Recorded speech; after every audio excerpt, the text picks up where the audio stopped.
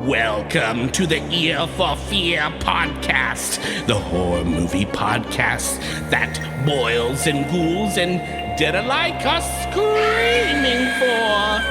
Don't be afraid to listen as Rick and the creeps bore their way into your brains, slither down onto your arteries, into your still beating hearts.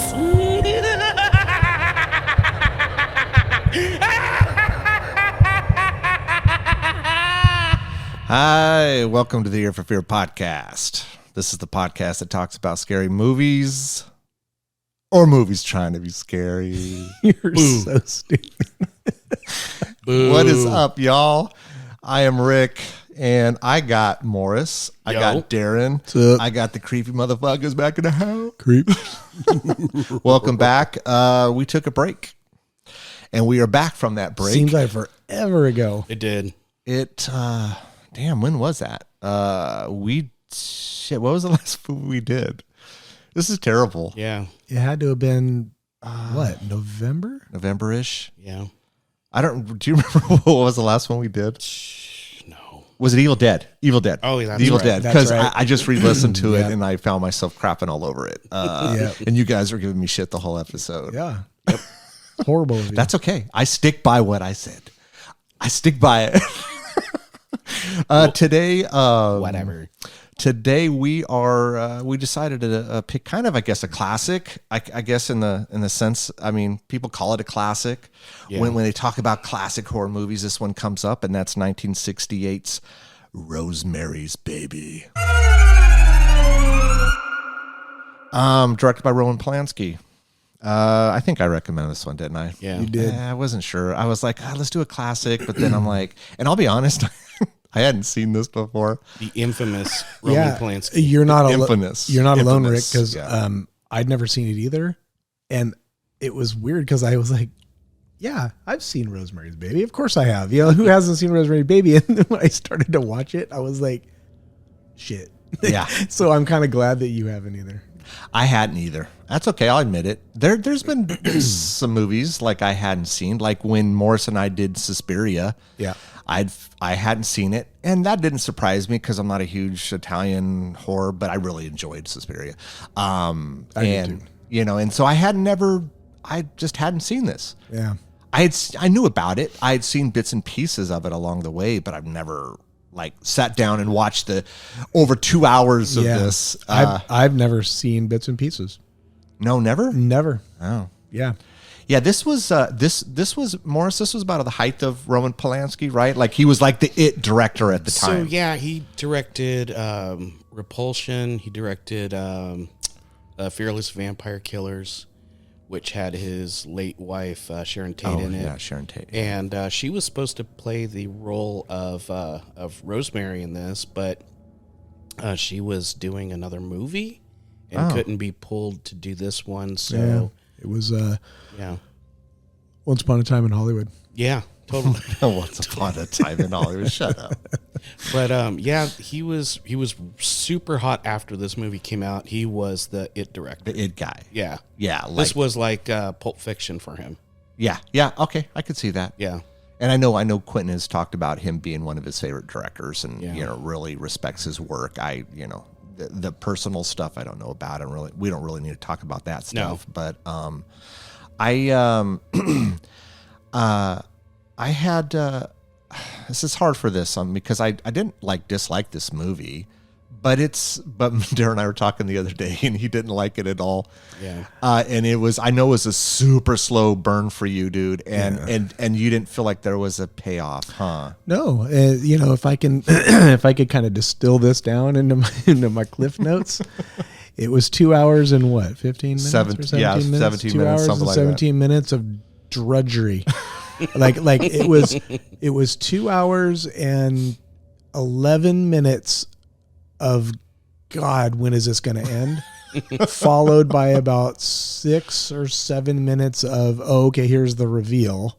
Yeah. This is for me, anyways. This was arguably the most horror of the 2 hours, and because the rest of it was just boring slogfest. Boring, yeah.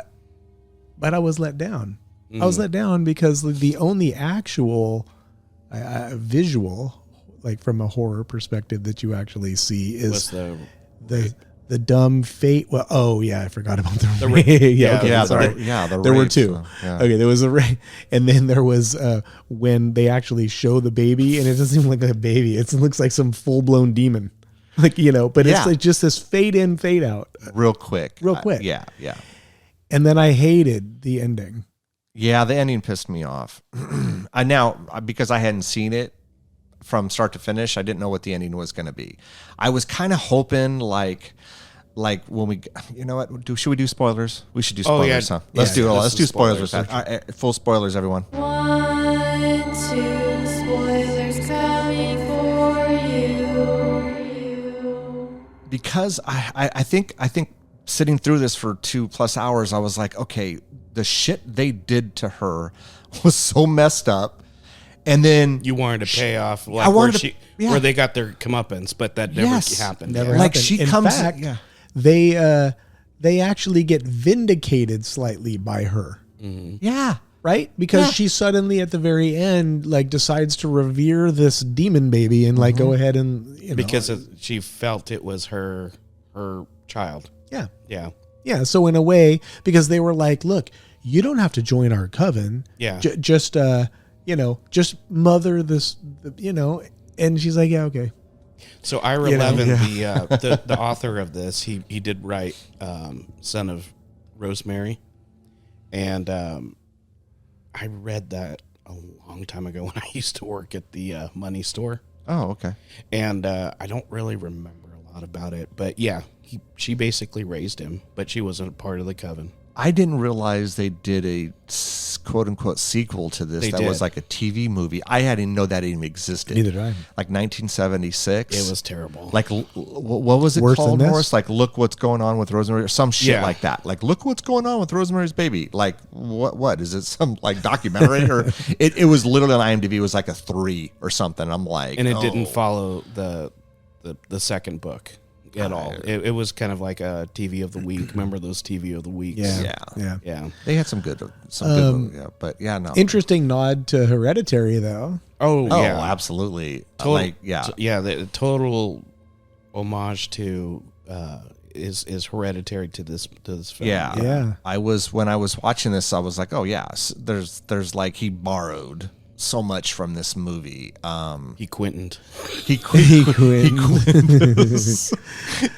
QT'd this. But for sure, I mean, and I guess, a lot of these directors do that though, right? I mean, so two characters that just irritated the shit out of me. Were the old people? The husband and the wife. No. But even before they introduced those two. Oh, who? The first person. It was like the first scene. It was like when it was the real estate agent person that was showing them the house. Oh, the way he was talking, Mr. Nicholas, I think. And then here's the closet. Yeah. Oh, yeah. Elijah Cook. Yeah, he was you probably recognize him from other shit from back in the day. It irritated me. It was like and then here's this. Yeah. And then here's that. What was funny was that there was a scene, like a couple of scenes later, when the two of them were in their bedroom talking. Oh yeah. And the husband, what is it? Guy? Is that his name? Guy. Yeah. He was like mocking the guy. Mm-hmm. And I'm all, oh, okay, cool. So it's not just me. No, and do you feel like the guy character? Guy was a dick. I didn't like him. God, of course, he was an asshole. Ignoring the obvious, the fact that he sold his wife out. Right. But before that, he was a dick. He was a dick. He was a dick. She should have never married him. Is it Polanski's way of conveying actors like? A lot of actors are just douchebags. I don't know. Is that that what you got out of this? I took it for the time period this movie came out in 1968. Yeah. I think that's just the way. Well, why on the count? Wasn't it 1965 or 66? Oh, it was supposed to be 66. Right. It was taking place, but it came out in 68. Right.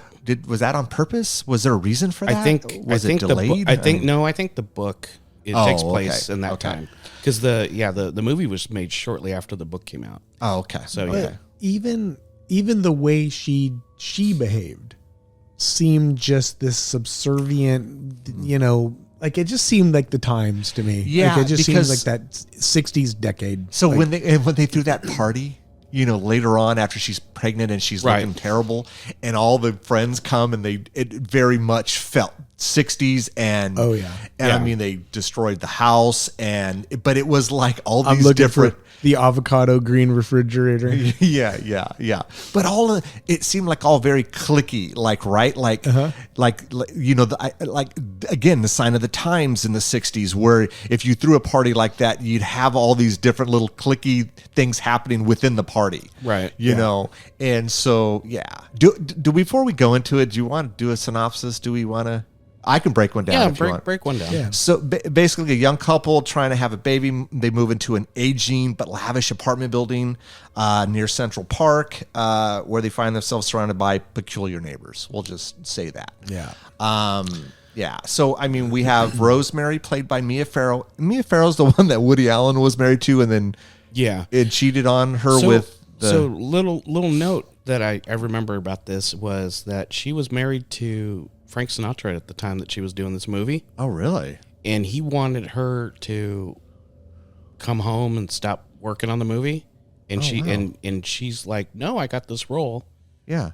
Because for obvious reasons, Sharon Tate, couldn't do it because she was doing another movie. Yeah. And she's like, no, and he served her divorce papers while she was making this movie.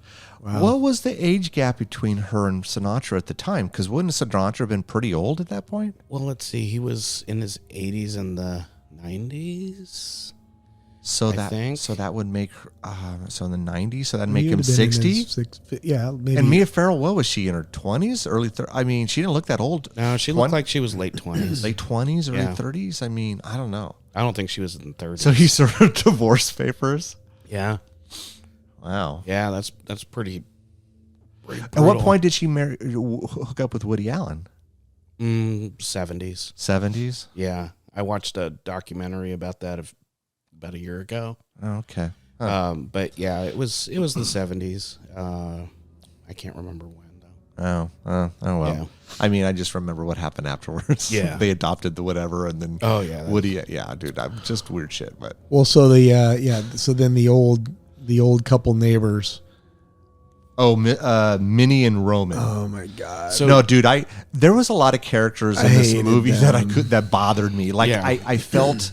I don't know if it was overacting, but it was overacting on purpose. It was on purpose because I don't know if Minnie was written like that in the book, but you have to give props to I forget her name. I forget her name. She was in that Harold and Maude movie where she falls in love with the young guy. The young guy falls in love with her, and they're obviously huge age gap. Yeah, it's like an age Grand Canyon. Because he's like in his 20s or maybe even late teens, and she's like 70. Oh, Lord! But it's like a famous movie, and I'm sure you guys. I've heard of it. Harold Maude. Yeah, I've heard of it. Well, this actress, God, I can't think of her name either. I can't think of her name. I didn't write her name down. It is Ruth Gordon. Oh, Ruth Gordon. Okay. She played Minnie. She played Minnie, and like I said, I don't know if it was written like that in the book. But you have to give props to her because she played this character a certain way that had these weird kind of levels to her. She was very classless. Yeah, she was played very classless. You could tell by the way that she put on her makeup. Yep. And she was very different than her husband. Her husband was very kind of like cultured in a way. Yeah. You know? Yeah. He's been everywhere. He's been everywhere. I've been everywhere. Ask me. Yeah. You've been Alaska? Yeah, I've been in Alaska. I've been to Juneau. I've been Juneau, Anchorage. Yeah, he's like, I've been everywhere. But yeah, the way she put on her makeup, and then I don't know if you noticed the way she was eating her cake.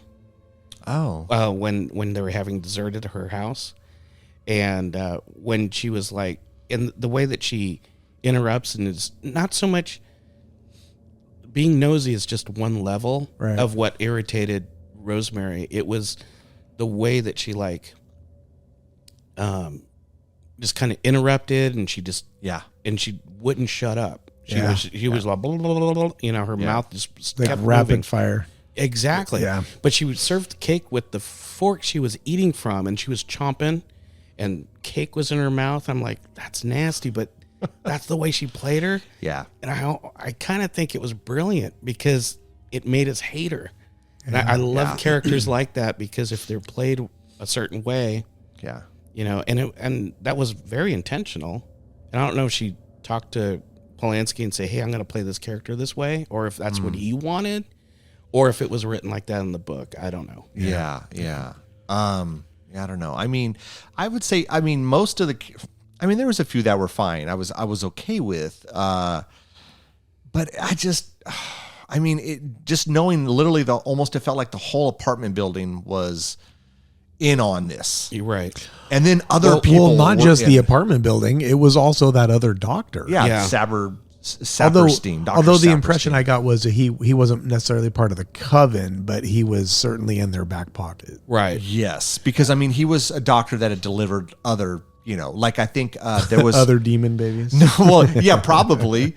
But I remember there was a scene where someone said, "Oh, yeah. he." It was Hutch. It was Hutch. Yeah. Yeah. Hutch said, "Yeah, he delivered my daughter's, babies," and so yeah, I don't know, like, yeah, I guess he would be like maybe not totally, into it, but it's definitely enough to do some of this, this shady shit. Yeah. So watching this movie, I've seen it maybe like 6 times, but at different times in my life.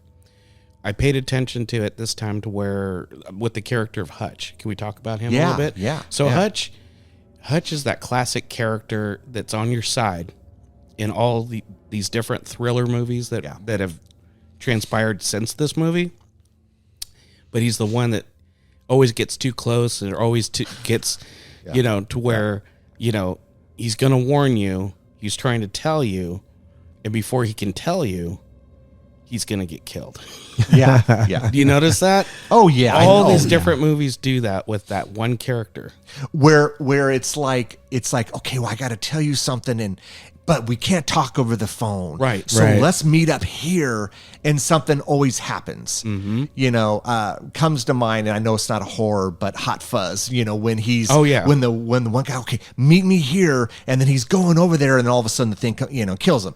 It's always, it's very much a trope, right? Oh, it is a trope. Yeah. And so, I have a couple questions. So, okay.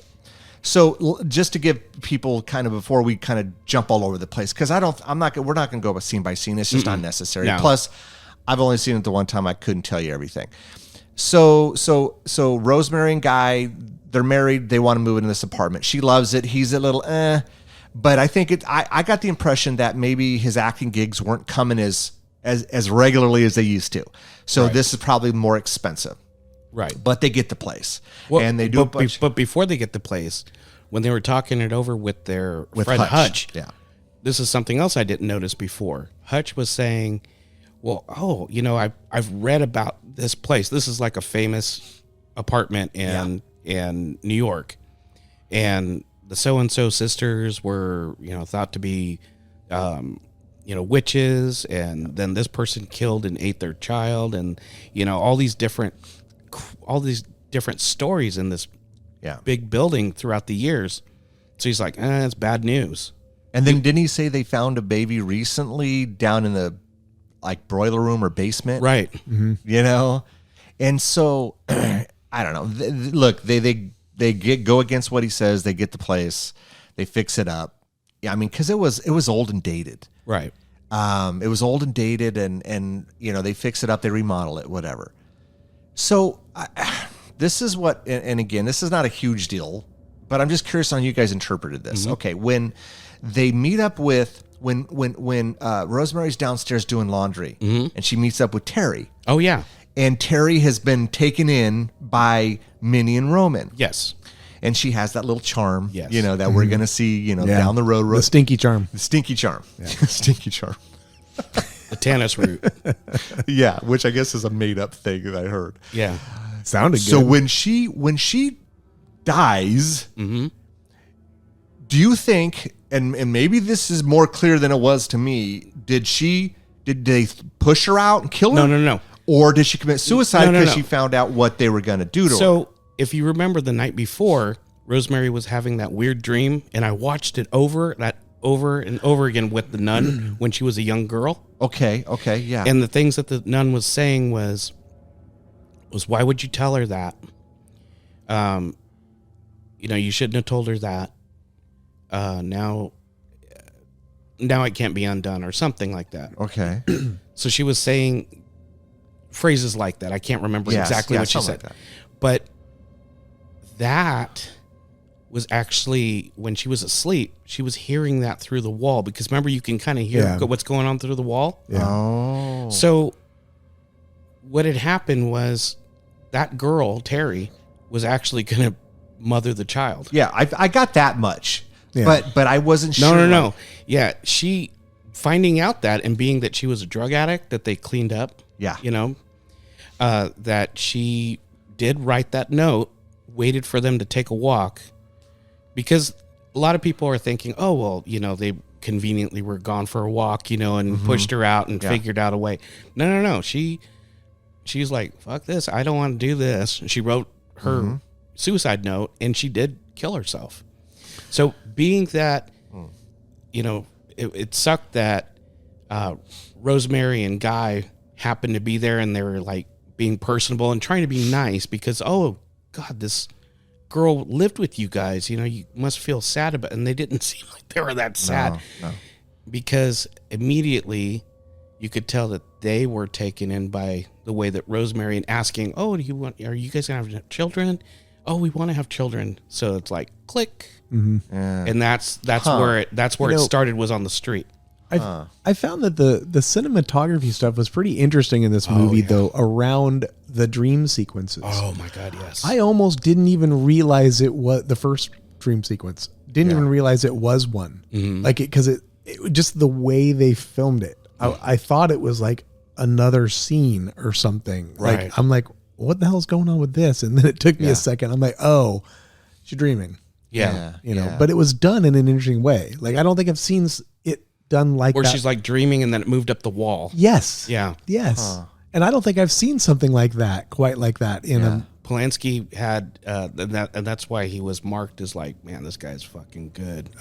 That's kind of his little calling card. His little thing. His little thing. Yeah, because he did some of that in Repulsion.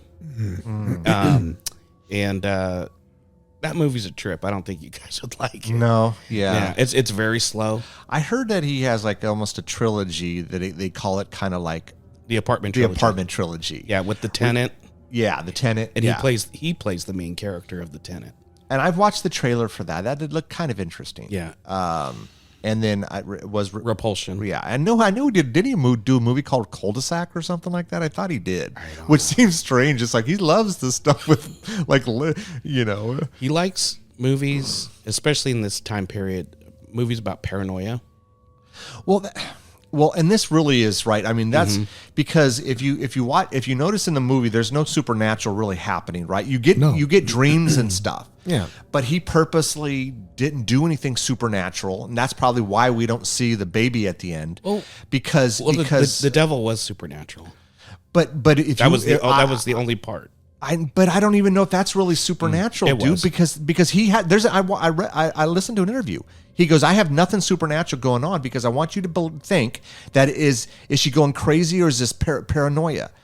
That's what, and so that is just a dream. Yeah. Now she thinks it's a dream. So from the perspective of us as viewers, well, is it a dream or not? Was she just dreaming that? And all this stuff is happening, and we don't know for sure. We think. Well, I think it's she was happening. lucid and coming in and out, and there was with his filming style with the dreamlike stuff. Some of it was her in other situations, like the boat. I don't think the boat happened. I think all this happened probably underneath the apartment building. I didn't see. That's not what when I was watching it. That's not where my head. I had, to me, it was perfectly obvious that this was happening to her. What I chalked it up to was all the drugs they were feeding her via chocolate mousse those and drinks, chocolate and mouse. all the mouse. chocolate mouse. Or Yeah. I love when she said, instead of basil, she said basil. I'm like, is that a like, I mean, we know it as as basil, right? Like Right. the No. herb. No, so She said basil. I'm like, what? no, I think- Minnie so classless that No, she, Minnie didn't say that. No. It was Rosemary said that. I think they say that in England. Is that right? Okay, and that's what I was thinking. Yeah. But see, if we're watching this for the first time in 1968, we don't have a lot of stuff to base this on, right? We've seen a million movies that were like, oh, we know what's going on. But in 1968, could the viewers have figured that out? Was it just a dream? Is this really happening? Do we think, and that's what I think Polanski was kind of banking on.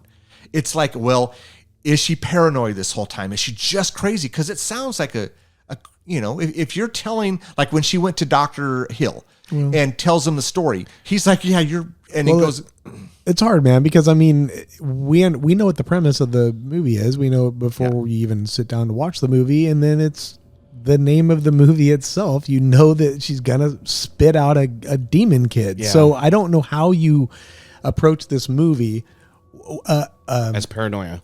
Yes. Yeah. I don't know how you approach it in some sort of a neutral place where you could think it's paranoia only. well, but I mean, the title "Rosemary's Baby" doesn't say, "Hey, I'm gonna spawn a demon child." But I'm sure when this movie came out, I'm sure that there was marketing and advertising that suggested. But other movies have done marketing and advertising, and then they dupe us where we're like, "Oh, we thought it was this," and then it ends up being this. That's not this movie. I don't get the feeling. I think whatever interview that you saw with Polanski. Well, I think it wasn't. It was just something I listened to. I think he was just trying to be vague, just to kind of have the allure of like, oh, okay, it gets people talking. Yeah, but honestly, look, dude, I knew what was happening, but I could see someone else watching it and go, oh, well, maybe she's just paranoid. I can see that. It's not like out of the realm, It's hard when all of those people around her are clearly manipulating her. Oh, absolutely. Clearly. I mean, they have motives here. Oh, for sure. Okay, so then it's hard. Yeah. It's hard because now it's events are happening that are not just in her mind. Okay, but hold on. But we could argue that maybe they're so overprotective and they're looking out for the baby. You could argue that. I suppose. I mean, but yeah, I mean, I know the butt naked part where all of them were like butt naked and hovering over her, dude. That right when I saw that, I'm like, oh, Hereditary, because remember when they're out in the woods and they're all totally butt naked. Yep. I don't know, man. So you know the actor that went blind, so he got the part. Oh yeah. You know who that was on the other end of the phone? Oh, oh no, hold on a second. Yep. I read this. That was shit. Tell me. Go ahead. Tim. No, who was it? Jamie Lee Curtis's dad. Yes. Yeah. Tony Curtis. Tony Curtis. Yeah. I wanted to say Tim Curtis, but I'm like, no, it's Tony Curtis. Yeah. Because that reaction to her when she looks puzzled was a true reaction. Because she's heard the voice before, but they didn't. Same thing with the alien chest burster. They didn't tell her. Yeah. So they got a real reaction out of her. Just like, because she's worked with Tony Curtis prior to that. Yeah. But she's like, oh, I know that voice. Yeah. Well, I read that the scene when she's walking into traffic, that was real. Oh, yeah, I read that too. Yeah. There was no unscripted. Yeah. And Polanski's the only one that would be able to go out in traffic with her with a handheld. Screw that. Yeah. I mean, this was New York, right? Mm-hmm. Yeah. Hell no, I'm one. He's like, nope, nobody's going to run over a pregnant woman. Yeah, they will. It's New York. Yeah. I don't know, man. I mean, they ran over Elf. Yep. Yeah, right? Buddy. I don't know, man. I mean, she gets, look, what, dude, I think the thing that pissed me off the most was the husband literally selling her out, man. He did. Like, you could tell it was okay. Now, correct me if I'm wrong. It's reflecting my memory here. Yeah. There were no scenes where they show him actually make a pact with these. No, okay. So the scene was, and I always had that question in my head. Yeah. I'm like, where was the scene? The scene was when she was in the kitchen helping Minnie with the dishes. Yeah. Uh-huh. And they were washing the dishes. Okay. And then she peeks to the living room area where the two men are. Uh-huh. And then you see the cigarette smoke Yeah. kind of peeking around. Yep. And it's a lot of long, quiet. There's not, you can't hear they're talking. Okay. So Roman's talking to him very silently. Oh, yeah. Like very quietly. Okay. And I'm sure he said something like, I can make sure that you're dreams can come true. You want to get these parts, you're going to get these parts. All I need from you guys want to have a whole bunch of babies. Just give us this one baby. And then we'll say the baby died, and it'll be sad, but just let us take care of this our way, and you'll get what you want. And that's he even kind of confirmed that at the end when he was sitting there with his wife after she found out that the baby had died, or the baby was still alive. Yeah. He's like, Ro, we can go to, to California now. Yeah, Hollywood. And live it up, and I'll do all these things. We're living in a mansion and all this stuff. Yeah. That was see, that I wasn't moment. sure if it was. See, what I had thought happened was, they were doing the dishes, and he had this conversation with a Roman had the conversation with Guy, and maybe piqued his interest. And then remember the next night he went to go chat with them. Right. And she was like, and really, you're gonna go, hang out with them? Yeah. And so I thought maybe that was when they sealed the deal. Well, I think that's when they did seal the deal, and they gave the specifics. Like, hey, I'm gonna need his necktie. I need something from the guy. Remember? Yeah. I didn't catch the necktie until later on when she had called him. And I'm not sure. So this is the question I have. It's like when Hutch came to visit Rosemary. Yeah. And he couldn't find his glove. Yeah, they came in while he was there, came in and went either a back way or into the closet and grabbed the glove. Oh, okay. Because this was something that. So the old lady that died in the apartment before them. Yeah. The reason why she put that chest there is because that was the passageway. Probably the passage. Yeah. Well, the passageway. And then you could see that I can no longer do this. You could see the note that she had in that little atrium area where all the plants were and they were starting to die. Yeah. Because she was probably putting up with this, this shit, and she didn't want to deal with it anymore. And I'm sure they killed her, or she was just old. Or she could have just been old. I mean, but they could have killed her. But that's why she put that big heavy dresser drawers there. I'm still a little confused though. I don't want to spend a ton of time, but I thought I thought she had just maybe, they had found out what they were going to do to her, which is basically, implant the damn, son of Satan in her. And she was like, oh, screw this, and killed herself. Right. Or they're like, well, Rosemary's a better option for us. No, they didn't know about Rosemary until. Okay. So they had no idea. Right. Okay. See, okay. Because they hadn't met the couple yet. Yeah. Yeah. All right. Well, no. I mean, whether they had met them or not didn't matter. Oh, the fact that they have Why eyes. couldn't they have just used the other girl to do it? Well, maybe because she wasn't as. No, I don't know. No, I thought Peter, her so being I used rehab. to think. I used to think that, but I paid more attention this time I watched it, and it is the reason the girl did really kill herself. She waited for them to go for a walk. But why? But okay, Morris. But I guess before that, though, I'm wondering why they couldn't have just used her. Well, I think their intent was to use her. Yeah, their intent was to actually get pregnant. Right. Yeah, correct. But Morris, What made them jump ship? No. The reason why they jumped ship is because she killed herself. But Morris, when the day prior, she was in the laundry room telling Rosemary how great these people are and how happy she is. Because Roman told her, we want you to carry our child. It's going to be to spawn Satan. That's what I was just saying. Right.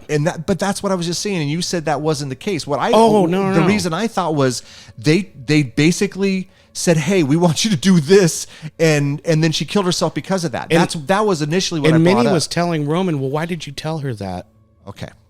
That's what I had thought. Okay. That's what Rosemary so that heard makes through the sense. wall. Yeah. And she was lucid dreaming. Sure. Okay, that makes more sense. See, that's why I thought she had killed herself was that. Oh, yeah, exactly. Okay. Because that's what I brought up earlier, but I didn't feel like you had said that earlier. Oh, I did. And I thought, did I just miss the whole point of that? I did say that earlier. Oh, okay. Yeah. All right. Well, we'll re-listen to it and see if you really did. That makes more sense, though, on why she would do that. Because I figured, they go to her, hey, we want you to shoot out Satan's baby. Right. And she was like, fuck you. Yeah, she's like, not cool with that. Yeah. Well, no. Who the fuck would be cool with that? Because they found. So she killed why herself. couldn't she have just left? Because I think she well, think about it. She was a drug addict, and they Yeah, cleaned, they, word. So they they cleaned her up. basically okay. So she had nothing. She had nothing. Nope. She had that brother in the Navy. in the or Navy, something, yeah. right? Yeah. But she had nothing. She, I think they caught her in a vulnerable Vulnerable spot. So place, let me ask you this: could it have been if someone comes to you and says, "Hey, we want to impregnate you with Satan's child"? Well, fuck. I mean, these are some whacked out people. Or can I just leave? Are they going to come find me?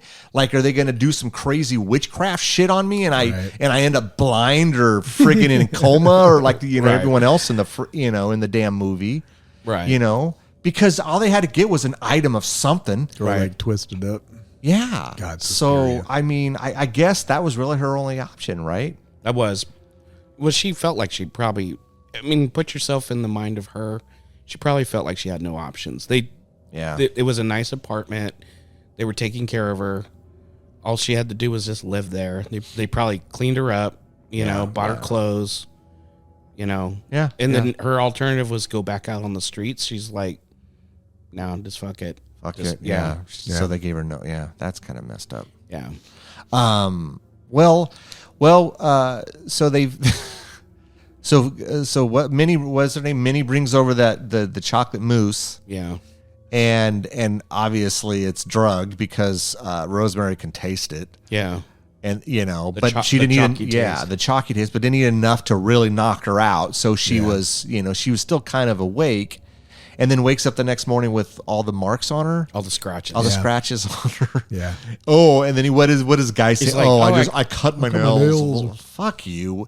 I wanted to beat the shit out of Yeah, this he guy. was such a dick. Such a dude. He sells his fucking wife out, man. So what? He can get some more acting gigs. Yeah. And did you notice she's like, since I've been pregnant, you're not looking at me, because he can't, because he's like, the way he feels, it's like he feels like A, he's betrayed her, B, she's like slept with another thing. Yeah. He can't Yeah. he can't bring himself to like touch her and stuff. So when she's breaking down to her friends, it's like he's changed.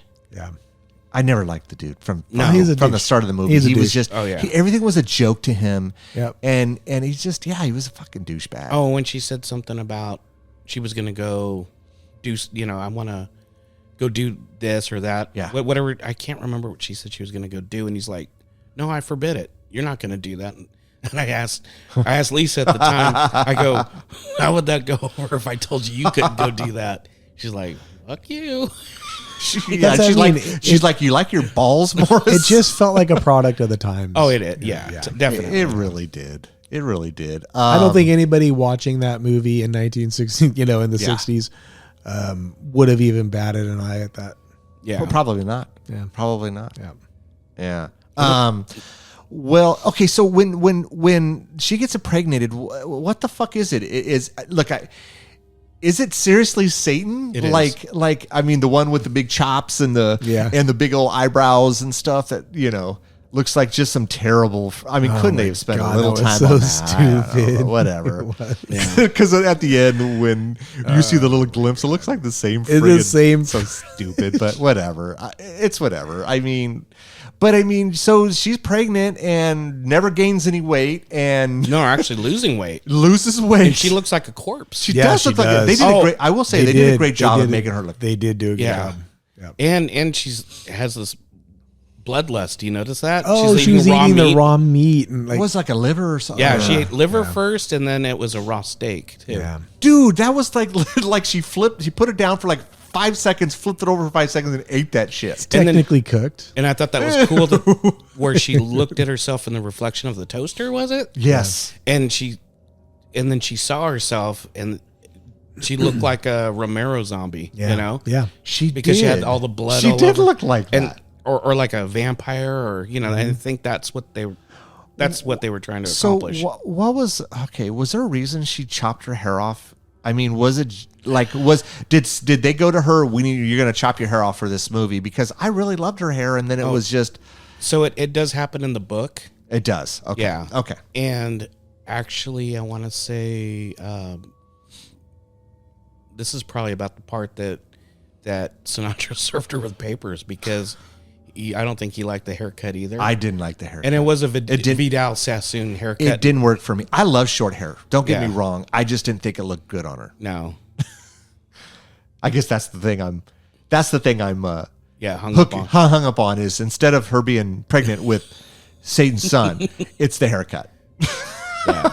She was super skinny. Oh yeah, she was. Her legs were really skinny. And what was it that the Minnie kept bringing her? It was like, oh, this is good and it's this and that and it's what? Okay, what was it? Was it okay? So this I think it was protein for the baby.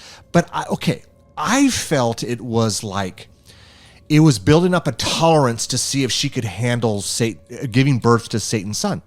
That's the way I took it. Was let's give her all these things, and let's see if she can handle this, right? Because I can't imagine just anyone can give birth to. Because I'm gonna assume that maybe when Hutch was talking about the baby being found maybe it was just it didn't work. Right. I don't know. No, I mean, am I crazy to think that? No. It's fine to think that, but I think you're thinking way too much into it. Am I? Yeah, I think so. Okay.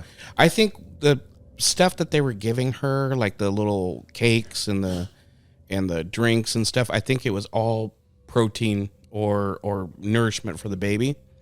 And they didn't want to give her anything that was conventional in the real world. Yeah. Because and they didn't care about her pain. And the fact that she had lived with this pain for all that time. Oh, God. And then as soon as she was saying that she wasn't going to go to Saperstein anymore, the pain stopped. Because they knew, I think at that moment they knew, okay, well, we don't want to get found. Every time they were going to get more found out. Oh. Remember, Saperstein's like, don't read anything. Don't read any books. Don't go anywhere. They wanted to keep her in the dark. And they just wanted to have this baby. Yeah. Tell her the baby didn't survive and then let her live her life. So let me read this comment about the haircut. Okay. Oh, okay. Yeah. Go ahead. Yeah. I mean, by no means are we saying that this is what it was, but this is what this person thinks. So in the same scene as she reveals the haircut, she starts complaining about the pain that is indicative of the fact that something is wrong with her pregnancy. Shortly thereafter, the deterioration of her appearance in more objective ways, weight loss, paleness, becomes a major plot point and a topic of conversation in the following scenes. The haircut contributes to her ugly appearance and sense of unhealth. So I think that's the point. Oh, okay. Was she went from a very attractive woman, and then the paleness and the weight loss, and she then looked very jaunt. Yes, and then that ugly haircut was really more meant. I think that's more flavor. Right. That's the director giving more flavor to just the ugliness factor of. Okay. I mean, I guess if you're trying to convey that with a short, but I mean, it didn't look good on her, but right. I think short haircuts on certain women look great. Yeah. So, right. So in the 60s, does it? Yes, I would say definitely in the 60s. Wasn't there a model named Twiggy that maybe? She had a lot of short haircuts in the 60s. Yeah, even Goldie Hawn, Yeah, but not that though. I don't know. I mean, I wasn't around in the 60s. I know. But I know you dude, old fuckers probably were. No, I'm just kidding. There's short bob flip haired, in the 60s. Sure, but this is a whole other thing. They call that the pixie cut. She didn't do anything to it. I think she could have styled it a little bit. I know it's short, but she could have put some flair into it, and maybe it would have looked better. But for the sake of the movie and trying to convey something, then right, yeah. I don't know. But anyways, so she's got Satan's son all up in her. And Guy's doing great, right? Guy's all fucking flourishing. He's getting all these acting gigs and making all kinds of money and, fucking cocksucker. He's a tool. While she's going through hell. Yeah. Literally. Yeah. Literally. Figuratively. Yep. Literally. I don't know. Yeah. But she starts piecing this shit together. Mm-hmm. It sounds kind of crazy, right? When she goes to Dr. Hill. It sounds completely just a young bonkers. Charles Grodin. Yeah. With a little stash. I know. It's so funny. I looked at him because I didn't look at, who some of these actors were. Yeah. I knew that Hutch was Dr. Zaius from the Planet of the Apes movies. Oh, You shit. know, No, I wouldn't remember. Maurice Evans.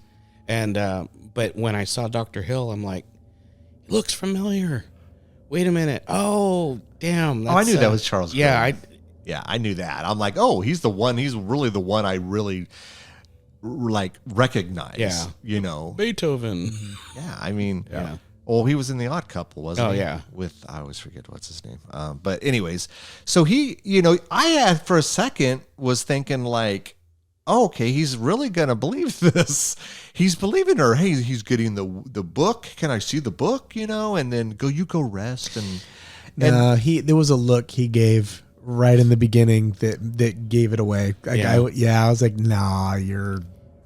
Like he was in on it too. Yeah. Yeah. Yep. okay, but was he really in on it? Yeah. Yeah. For He sure. was in on it? I didn't get the impression he was in on it. I got the I used impression to- that he thinks she's crazy, batshit crazy. and calling help from her husband and her doctor. Yeah. Yes. That's what I used to think. Okay. But when she was leaving that room and Dr. Saperstein grabbed her arm kind of violently, Yeah. if you noticed that. Yeah.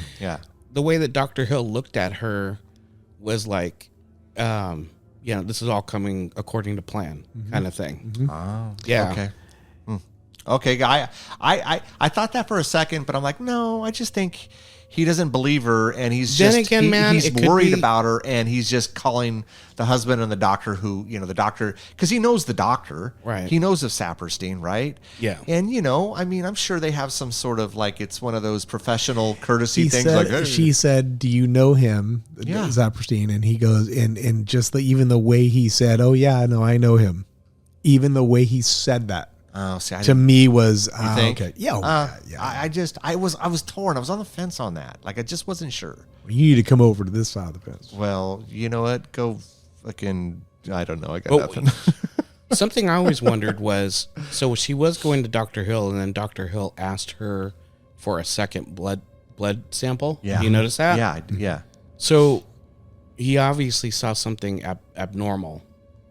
So at that point, maybe Saperstein told him, hey, this is what's going on. I'm gonna, they're gonna start going to me. I'm gonna take care of this.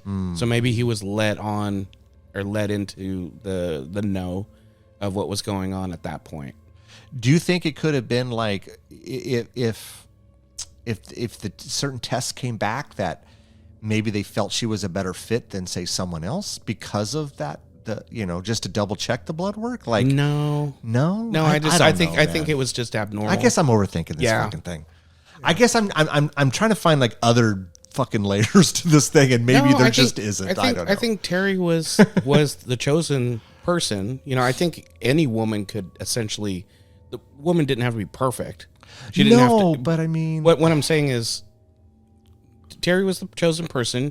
She fucking killed herself, and Rosemary was the next option because she was at the apartment building. she was there. Yeah, and her husband was willing to sell her out. Yeah, and it was easy to get him because they asked them, "Hey, are you guys religious?"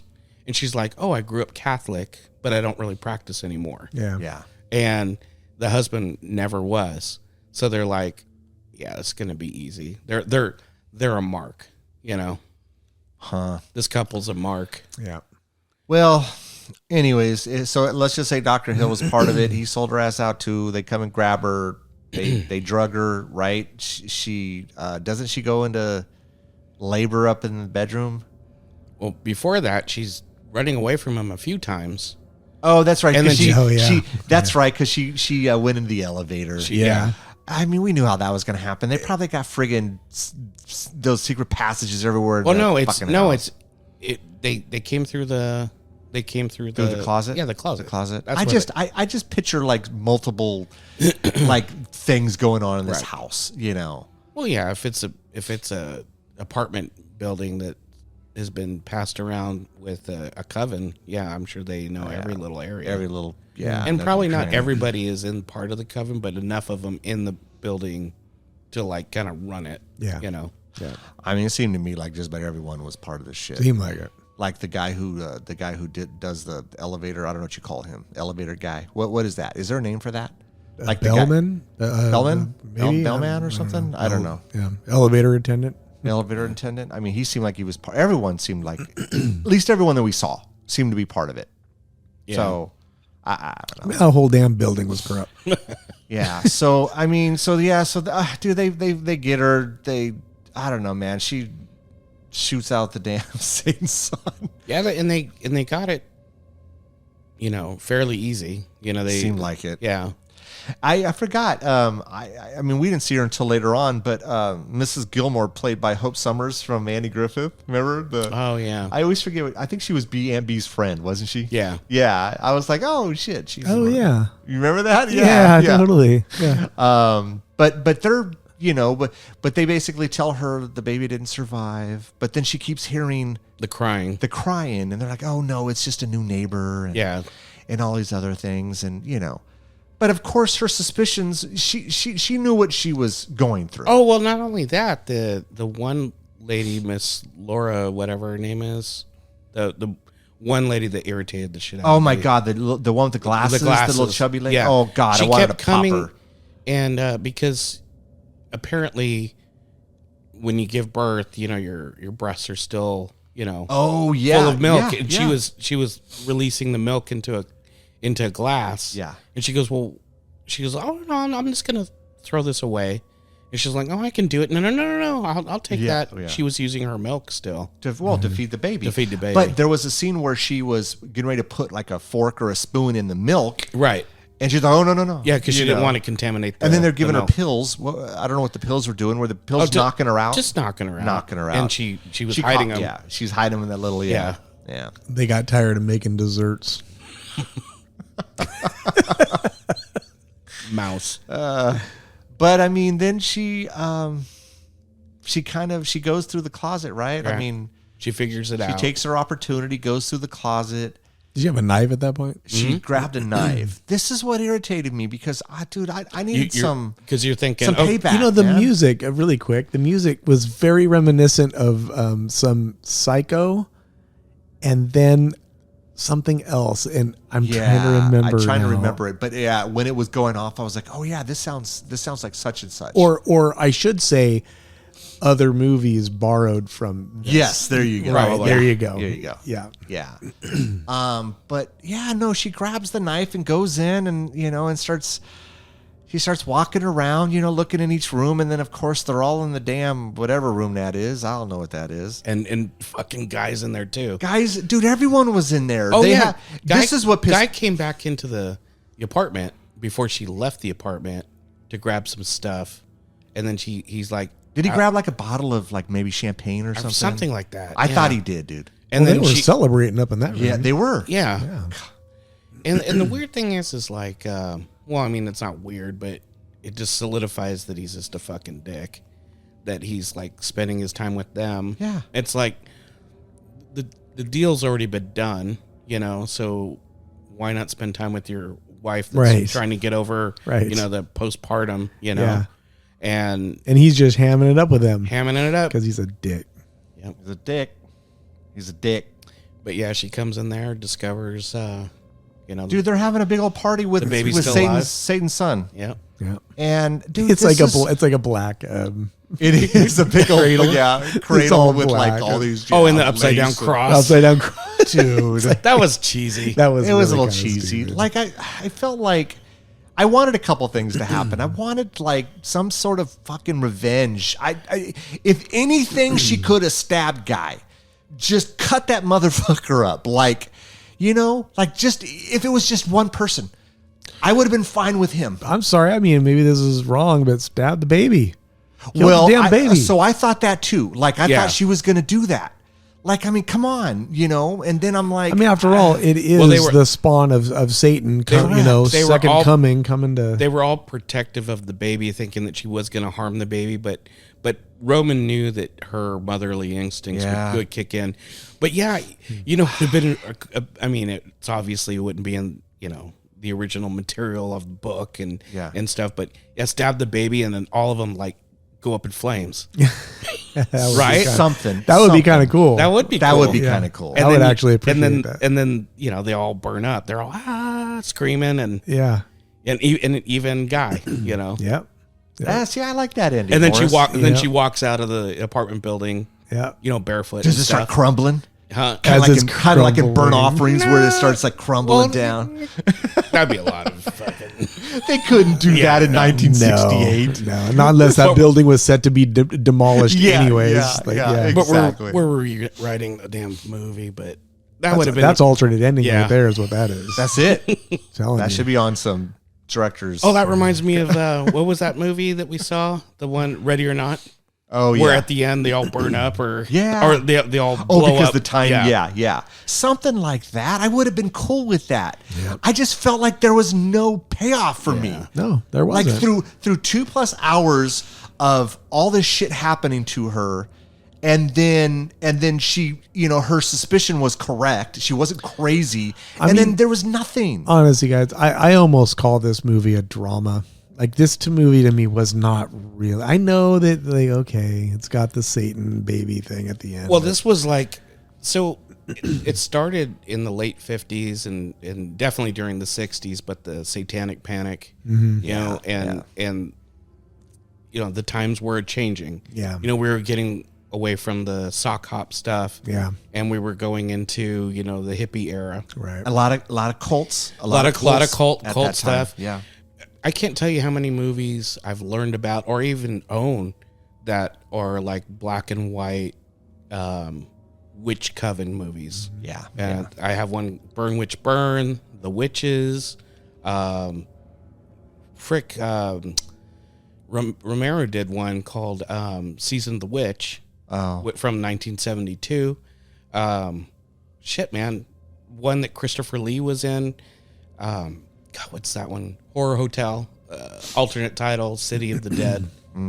And Curse of the Demon is another one where it takes place with, they're all witches. All these movies, it's like good people meaning like a witch. But that always seems to be the thing, right? In say Hollywood, right, where there's kind of like a flavor of a month, so to say, where people, people make similar type movies. No, but this was a reflection of the times because I understand. Right. That. I understand. No, that, no, but I know what that's- you're saying. yeah. Like Baby Boom, there's all these 3 men and a baby, and Baby Boom, and all these. Look Who's Talking. They all came out at the same time. Yeah. Like fucking Platoon, Hamburger Hill. Oh God, yeah. Full Metal Jacket. Full Metal Jacket. Yeah. They all came out at the same Yeah. time because they got on the bandwagon of the Vietnam War stuff. But you're right though with the times. I mean, Yeah. with the changing the hippie thing, and then war and cults and all, and people questioning religion and all this other stuff. People were seeing shit on TV that they didn't see before. They were filming Vietnam. They were showing that raw fucking footage on TV before things were censored. We didn't have the censors back then, man. Yeah. That was crazy. Television didn't have those censors where it's like some of this material can be disturbing to some audiences. They didn't have that shit back then. Yeah. They didn't have those regulations. Only in film did they. Well, even film sometimes didn't have those regulations. We didn't have the motion picture censor board. That's why some horror movies back in the day were rated PG instead of R. Huh. Yeah. Well, that's Rosemary's Baby. Yeah. I enjoyed this movie. I did for what it was. I enjoyed it. I just wanted something better at the end. I wanted some sort of payoff. I felt a little cheated, but I did like the movie. I didn't love it. I don't think I'd watch it again. To me, like I compare this, and I know it's not the same, but see, Psycho, I would watch over, because I'd probably like it more if 30 minutes were cut away from it. This is a little long. It just, it was long. It was long, and they didn't need that extra time to land that plane. It just wasn't necessary. I had heard at Polanski the original cut was 4 over 4 hours. Yeah. Oh my God. From a director like that, you can see that. I mean, Quentin is like that. I mean, some of his movies, they're 3 or 4 hours long, and then, hell, Kill Bill had to be broken up into 2 movies. I mean, that's what directors like that do. And 4 hours, I'm like, Jesus, man. I mean, that was, to me, an hour and 45, I probably would have been fine with that. The crazy thing is I have the novel that I've never read, but it's a super thin book. Jesus, I don't know how it's extremely, I want to say that it's maybe 200 pages long. Yeah. That was before they had like humongous encyclopedia. I mean, I know what you kind of feel like. You were kind of, you were bored more. So I like the movie. I don't love it, but I like it, and I respect it for, like Darren was saying, he loved some of the cinematography and what Polanski did. Yeah, and I mean, it showed his artistry. I will say that. Yeah, I agree with that. I agree with that. If let's say Rosemary's Baby came out today, off the top of your head, it's getting ready to hit the theaters and the trailer's coming out. What's the tagline? You have a tagline, Darren? Just off the top of your head. Can you think of anything? I know I'm throwing a curveball at you. Ask Morris. Okay, Morris, you have a tagline? Shit, let me think. Coming to theaters this summer. I'm trying to think of like some of the shit they say. Chocolate mouse. So, Rosemary's Baby. How about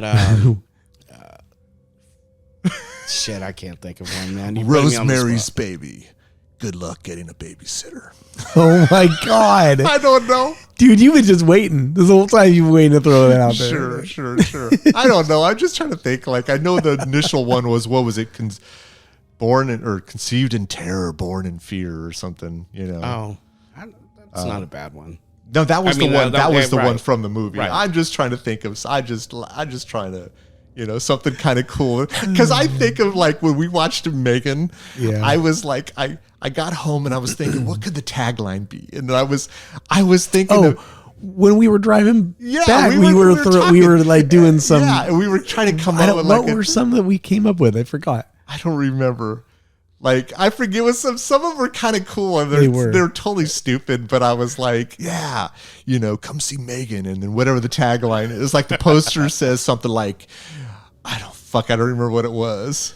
Something with batteries or something like, because, toys, batteries they run. Not included. But no, not like that. I forget what it was, but anyways. Yeah. But anyways, that's Rosemary's Baby. That's it. Anyone want to add anything before we wrap it up? No. Nope. All right, then. That's it. Everyone, thanks for coming out. You still doing the music? Astrofractured on SoundCloud? Yeah, well, it's going to be SoundCloud, but I'm working on some other stuff, making some adjustments. Okay, and then Monster Movie Man 13. Yep. And I think that's it. Everyone, that's it. Thanks for listening. Peace out. Catch you next time. Peace. You listened all the way to the end. We appreciate that. Don't forget to follow us on Instagram at Ear for Fear Podcast, Twitter at Ear for Fear, and subscribe to our YouTube channel at Ear for Fear Podcast. You can also check out our website, earforfear.com. There we list news and events. We're available on all the main platforms, so make sure you tell a friend. We hope you come back and get an earful.